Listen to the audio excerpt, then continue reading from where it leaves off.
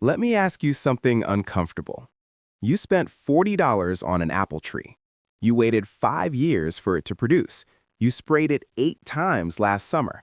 And at the end of all that, your neighbor's dog ate more fruit than you did. Sound familiar? Here is what the nursery industry will never tell you. Apple trees are the worst investment in the home orchard. They require more spraying, more pruning, more coddling, and more failure than almost any other fruit tree alive. And yet, every spring, millions of Americans buy them anyway, because that is what we were told to do. I was one of those people. I killed 3 apple trees in 6 years before I finally asked the question nobody in the gardening industry wants you to ask. What if apples were never the answer? Because there are 14 fruit trees that produce more pounds of fruit per tree than apples. Trees that fruit in 2 years instead of 7. Trees that laugh at the diseases that would wipe out an entire apple orchard overnight. One tree on this list produces so abundantly that a single mature specimen can feed an entire neighborhood, and it requires almost nothing from you. Stay until tree number 3. Because what that tree produces in your backyard with 0 spray will make you angry that nobody ever told you this existed. These are the 14 most productive fruit trees that most people never plant, starting right now. Welcome back to the channel, where we dig up the growing wisdom that got buried the moment chemical companies realized they could sell you a spray schedule instead of a solution. If you believe that healthy food should come from your backyard and not from a bottle, you are exactly where you belong. Hit subscribe and drop a comment right now telling me what fruit tree has let you down the most. I read every single one, and your answers shape what I cover next. Now, let us get into the list. 14 trees, ranked from impressive to absolutely unbelievable. Let us go. Serviceberry, the native that never fails. Most people walk past serviceberry at the garden center without a second look. That is a mistake that costs them decades of free fruit. Native Americans called it Saskatoon. They dried the berries into pemmican cakes that kept entire tribes fed through brutal winters for thousands of years. This fruit did not survive for millennia by being fragile. Here is what makes serviceberry the perfect entry point for low-maintenance orchards. It grows in zones 2 through 9. That is the widest cold hardiness range of any fruiting tree on this entire list. From northern Canada to Georgia, serviceberry produces without complaint. A mature, multi-stemmed plant delivers 15 to 25 pounds of fruit every season with 0 spray required. No fire blight, no fungal issues, no codling moth, nothing. The berries taste like blueberries crossed with almonds, and they carry higher antioxidant levels than commercial blueberries. Plant in full sun for maximum production. Birds will show up fast, so harvest when berries turn deep blue-purple and do not wait. For anyone who gardens in a cold climate and wants reliable native fruit without lifting a finger, serviceberry is the tree that has been feeding this continent longer than any orchard ever planted. Serviceberry thrives where other trees give up. But the next tree on this list has been producing medicine and food for over 2,000 years, and it grows like a weed. Elderberry, the backyard pharmacy with no prescription. Elderberry syrup now sells for $30 a bottle at health food stores, which is absolutely ridiculous when you realize this plant grows in every climate across America and requires almost no care whatsoever. Hippocrates, the father of medicine, called the elder tree his medicine chest in 400 BC. Every traditional culture, from the Cherokee to rural Europeans, used elderberry for immune support, fever reduction, and wound healing for thousands of years. Then pharmaceutical companies arrived, and suddenly we forgot it existed. Here is the practical reality for home growers. Elder plants establish in zones 3 through 9, and they actually prefer wet soil that would drown most fruit trees. A mature plant produces 12 to 15 pounds of berries annually. That translates to 3 to 4 gallons of immune-boosting syrup per plant per year. The plants begin producing in year 2, 2 years from planting to harvest. One critical note: elderberries must be cooked before eating. Raw berries cause stomach upset. Cook them first, and you have one of the most medicinally valuable foods you can grow. Plant at least 2 varieties for cross-pollination. Net them before birds strip every cluster overnight. For anyone who wants to grow their own medicine while producing genuinely useful fruit, elderberry is the backyard pharmacy that has never needed a prescription.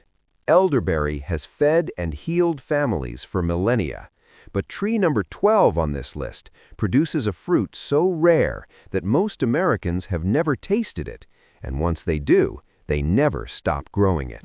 The medlar, the lost fruit of medieval Europe. Shakespeare wrote about it. Medieval kings demanded it at their feasts. Every European estate garden grew it as a centerpiece for 5 centuries straight. Then the 20th century arrived, and somehow this extraordinary fruit vanished completely. If you mention medlar today, most gardeners stare at you blankly. That obscurity ends today. Medlar trees produce 20 to 40 pounds of fruit annually while requiring almost nothing from you. They grow in zones 4 through 8, they tolerate clay soil, they tolerate neglect, and they are completely pest and disease-free in modern gardens. Nothing bothers them, because nothing modern evolved to bother them. The fruit requires a process called bletting, letting it soften post-harvest until the flesh turns brown and creamy. This sounds suspicious until you actually taste it. Properly bletted medlar tastes like spiced apple butter infused with honey and a hint of red wine. There is nothing else like it in the entire fruit world. The trees themselves are strikingly beautiful. Large white flowers in spring, architectural branching structure, brilliant autumn color. This is a fruit tree that earns its place in the garden twice. For anyone who wants to grow something genuinely extraordinary that your neighbors have never encountered, medlar is the medieval masterpiece that the 20th century buried and the 21st century is about to rediscover. Cornelian cherry, the February miracle. In the dead of late winter, when every other tree in your yard is still dormant and gray, Cornelian cherry explodes into brilliant yellow bloom. February, sometimes even late January, before forsythia, before crocuses, before anything else alive signals that winter is ending. That bloom alone is reason enough to plant one. But this European dogwood, and yes, despite the name, it is a dogwood, not a cherry, also produces 20 to 40 pounds of intensely flavored red fruit every single year without spraying. The fruit tastes like sour cherry crossed with cranberry. It makes extraordinary jams, syrups, fruit leather, and wine. Eastern European cultures have been turning Cornelian cherry into preserves and medicinal syrups for over 3,000 years. The fruit contains more vitamin C than oranges. It grows in zones 4 through 8, tolerates clay, tolerates urban pollution, and asks for almost nothing in return. No spray schedule, no pest pressure. The ornamental bark exfoliates in beautiful patterns as the tree matures. For anyone who wants the earliest spring color in the garden, combined with genuinely productive fruit, Cornelian cherry is the European gem hiding in plain sight. Cornelian cherry blooms before winter ends, but the next tree was cultivated in China 4,000 years ago because it thrives where every other fruit tree simply dies. The jujube, the desert survivor. The Chinese called it the poor man's fruit, not as an insult, as the highest possible compliment. They meant that anyone, anywhere, with any soil quality and almost no water, could grow this tree and eat abundantly from it. Jujube has been cultivated for over 4,000 years across China and Central Asia, specifically because it refuses to fail. Heat, drought, alkaline soil, neglect. Jujube responds to all of these conditions by producing fruit anyway. A mature tree delivers 40 to 100 pounds of fruit annually while barely acknowledging your existence. When fresh, jujube fruit tastes like a sweet, crunchy apple with hints of vanilla. When dried, which it does naturally on the branch, it transforms into something indistinguishable from a date. The dried fruit stores for years without refrigeration. Most varieties are self-fertile. One tree produces abundantly. Jujube grows in zones 5 through 10, has virtually no pest or disease problems because American insects did not evolve alongside it, and requires almost no irrigation once established. For anyone gardening in hot, dry, or difficult conditions where other trees struggle to survive, jujube is the desert champion that produces abundantly on neglect alone. Feijoa, the flavor nobody knows. Stop me if this sounds familiar. You are at a specialty grocery store. You see a strange green fruit labeled pineapple guava. You pick it up, you put it back down. You do not know what to do with it. That moment of hesitation is costing you one of the most extraordinary flavors in the fruit world. Feijoa, also called pineapple guava, tastes like someone combined pineapple, guava, strawberry, and mint into a single bite of tropical perfection. Food writers consistently call it one of the most complex flavor profiles of any fruit on Earth, and you can grow it in your backyard. The trees produce 50 to 100 pounds of fruit annually in zones 8 through 11, and with protection in zone 7. They tolerate drought once established, resist most pests and diseases, and the flowers themselves are edible, sweet, fleshy petals that taste like tropical candy while pollinators work them. Feijoa is self-fertile, though planting 2 trees increases yield significantly. The fruit drops naturally when ripe, so harvest is as simple as checking the ground beneath the tree. For anyone in a mild climate who wants tropical flavor with 0 tropical headaches, feijoa is the flavor revelation hiding in plain sight at every garden center. Feijoa delivers exotic flavor in temperate gardens, but the next tree produces a fruit that the founding fathers of America considered irreplaceable, and almost nobody grows it today. American persimmon, food of the gods. The Latin name is Diospyros. It literally translates to food of the gods. When Captain John Smith documented American persimmons in 1607, he wrote that English colonists prized them above every other native fruit they encountered. George Washington grew them at Mount Vernon. So why does almost nobody grow them today? American persimmon trees produce 35 to 75 pounds of fruit annually with absolutely 0 spray required. They grow in zones 4 through 9. They tolerate drought, poor soil, and cold that destroys other fruit trees. They have no meaningful pest or disease problems because they evolved here, inside this ecosystem, over thousands of years. The one thing persimmon requires is patience. Unripe persimmons are brutally astringent. They will make your mouth pucker for an hour. But fully ripe persimmons, after the first frost softens them, become something extraordinary. Sweet as honey, notes of brown sugar, cinnamon, and apricot, a flavor that justified their name, food of the gods, for a reason. Harvest after fruit softens completely or simply let it fall. The fruit dries beautifully for winter storage. For anyone who wants a truly plant-it-and-leave-it fruit tree that rewards patience with extraordinary flavor, American persimmon is the founding fathers' favorite that modern gardeners abandoned for no logical reason. Quince, the golden apple of mythology. When Greek myths describe the golden apples of the Hesperides, the fruit that launched the Trojan War, the prize of the gods, modern historians believe they were describing quince, not the apple we know today. Quince. This ancient fruit fed Greek, Roman, and Persian civilizations for over 4,000 years. Every medieval European estate grew it. It was considered indispensable. Then we replaced it with apples that require constant intervention. That trade was a catastrophic mistake. Quince trees produce 50 to 100 pounds of intensely aromatic fruit annually. They grow in zones 5 through 9, and most critically, quince is naturally resistant to fire blight, the devastating bacterial disease that destroys apple and pear orchards.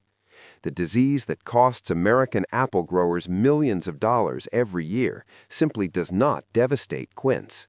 The fruit cannot be eaten raw, it is too astringent, but cooked, it transforms into something mythologically good. The most aromatic jellies, pastes, roasted dishes, and preserves you will ever make. One quince sitting on your kitchen counter will perfume the entire room for 2 weeks. For anyone who loves making extraordinary preserves and wants a disease-resistant alternative to apples that mythology literally celebrated, quince is the golden fruit waiting for your garden. Pawpaw. This is the largest edible fruit native to North America. It tastes like someone blended mango, banana, and vanilla custard together and convinced it to grow in Ohio. Lewis and Clark survived on pawpaws during their expedition. Thomas Jefferson planted them at Monticello. George Washington reportedly refrigerated them before eating, in ice, because he loved them that much. Then the 20th century happened. Supermarkets needed fruits that shipped. Pawpaw does not ship. It ripens fast and bruises easily, so the industry abandoned it entirely. That abandonment is your opportunity. Pawpaw trees produce 25 to 50 pounds of fruit annually, and they have zero pest problems. No native insect evolved to attack them. They grow in zones 5 through 9, and young trees actually prefer partial shade, making them perfect for understory planting beneath larger trees. You need 2 different varieties for cross-pollination. The flowers have an unusual pollination mechanism. Plant them within 20 feet of each other and let nature handle the rest. The flavor genuinely cannot be described adequately in words. You have to grow one. For anyone who wants the most extraordinary flavor available in a temperate garden with 0 spray and 0 pest pressure, Pawpaw is the founding father's favorite that your taste buds have been waiting for your entire life. Pawpaw produces tropical flavor in your backyard with nothing required from you. But the next tree has been feeding civilizations for longer than any grain crop in human history. Fig 11,000 years of proof. Archaeological evidence shows humans cultivated figs before wheat, before barley, before rice, before any grain crop ever entered human agriculture. The fig was humanity's first orchard, and after 11,000 years, it still outperforms almost everything we plant today. Thomas Jefferson called figs his single favorite fruit. He grew them obsessively at Monticello. Here is why figs remain unmatched for home production. A mature fig tree produces 50 to 100 pounds of fruit per year, and certain prolific varieties produce 2 separate crops annually, a spring Braba crop and a Maine summer harvest, 2 harvests from one tree. Cold hardy varieties like Chicago Hardy survive Zone 5 winters by dying back and regenerating from the roots each spring. Figs grow beautifully in containers, allowing gardeners in any climate to produce fruit by bringing trees indoors for winter. They require no pollinator. Common varieties are completely self-fertile. They have virtually no pest or disease problems in home gardens. They begin producing fruit in year 2 after planting, and fresh figs, eaten warm from the tree on a summer afternoon, taste nothing like anything sold in a grocery store. For anyone who wants ancient, proven, abundant fruit production regardless of climate, the fig is 11,000 years of agricultural wisdom available at your local nursery for $15. Asian pear. Everything you wanted from apples. You wanted crisp texture, you wanted sweet juice, you wanted reliable harvest and years of production. You planted an apple tree to get those things, and the fire blight, the codling moth, and the spray schedule arrived instead. Asian pear gives you everything you actually wanted, without any of what you got. Cultivated across China, Japan, and Korea for over 3,000 years, Asian pear produces fruit with the crisp snap of an apple and the sweet juice of a pear combined into one extraordinary bite. A mature standard tree produces 150 to 300 pounds of fruit annually, the highest yield of any tree on this list outside of mulberry. They grow in zones 5 through 9. They suffer dramatically fewer pest and disease problems than apples planted in the same orchard. The fruit stores for months under refrigeration, maintaining perfect crispness. Trees begin bearing in 3 to 4 years rather than the 5 to 7 years apples require. Plant 2 different varieties for cross-pollination. Thin fruit aggressively in early summer for maximum size. These trees live 50 years or more with proper care.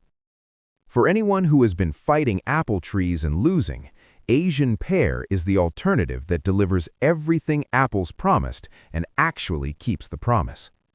Asian pear outperforms apples on every metric that matters, but the next 2 trees produce yields that will make everything else on this list seem modest.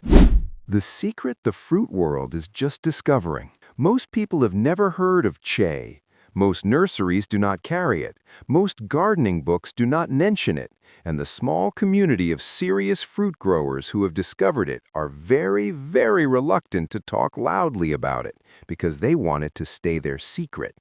That changes today. Also called Chinese mulberry or kudrang, che is a close relative of mulberry that produces 50 to 100 pounds of fruit annually with even fewer complications than its famous cousin. The trees grow in zones 5 through 9, require 0 spray, have 0 pest problems, and need minimal pruning to maintain.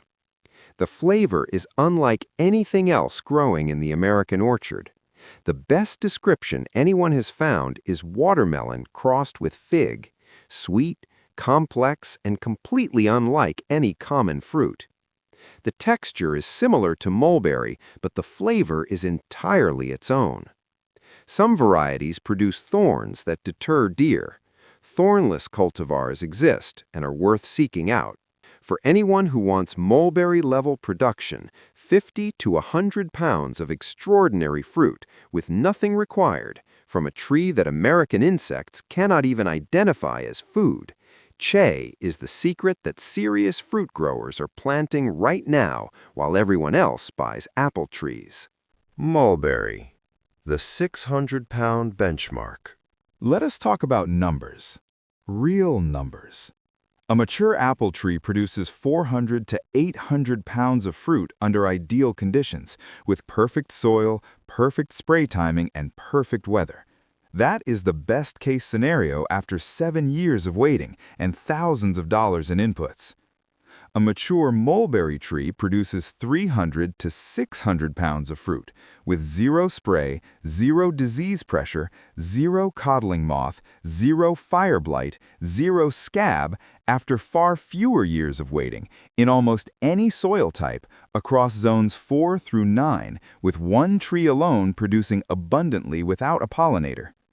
The silkworm industry cultivated mulberry across Asia for over 4,000 years because no other tree produced so reliably and so abundantly across such varied conditions.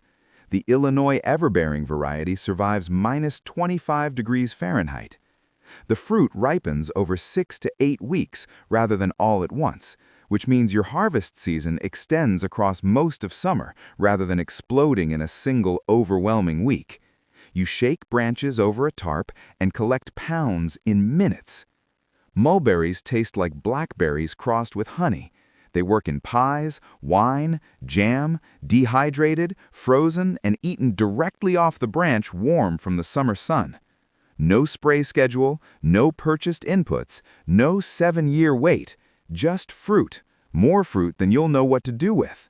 For anyone who wants maximum production for minimum effort, mulberry is the benchmark that everything else in the orchard gets measured against. I could put something else here.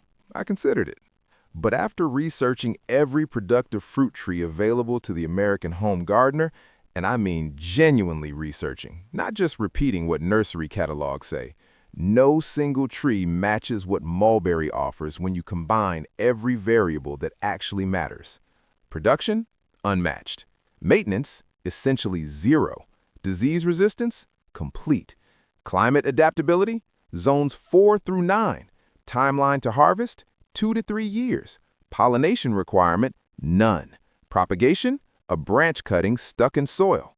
Cost to acquire? $15 to $20 once. The only reason mulberry is not the first tree recommended at every nursery in America is this. You buy one, it produces for 50 years, and you never need to go back. That single transaction, one tree, one time, eliminates decades of spray purchases, fungicide purchases, and replacement tree purchases. That is not a theory. That is the economics of why the most productive and lowest maintenance fruit tree available gets placed at the back of the lot while apple trees greet you at the entrance. Your great-grandparents knew this. Families across Asia have known it for 4,000 years.